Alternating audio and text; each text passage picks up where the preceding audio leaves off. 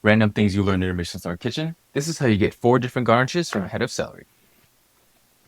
Starting with 1 stalk of celery, I'm going to cut this into segments till we have pieces of equal length. Now using a mandolin, place the piece of celery on one side so it's as flat as it can be and start shaving. Once you get to the end of one side, flip to the other and keep on shaving.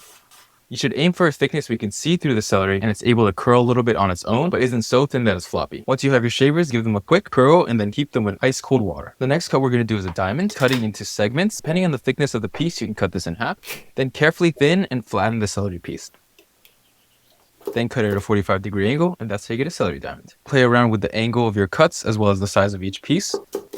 And you can also trim the top so you don't get the fibrous parts. Another way you can cut this stalk of celery for garnish, when you have these smaller stalks of celery, cutting at a 45-degree angle or bias closer to yourself will give you this odd sort of shape which we call treks because they remind us of the Star Trek logo. Last but not least, if you break into the center of your head of celery, you'll find this core with all of these celery leaves. These yellow celery leaves are the ones you want to go for instead of the green ones because the yellow ones haven't been exposed to a lot of sunlight, which means they haven't built up a lot of chlorophyll, making them sweeter and less bitter than the green ones. And that's how you make 4 different garnishes from a stalk of celery.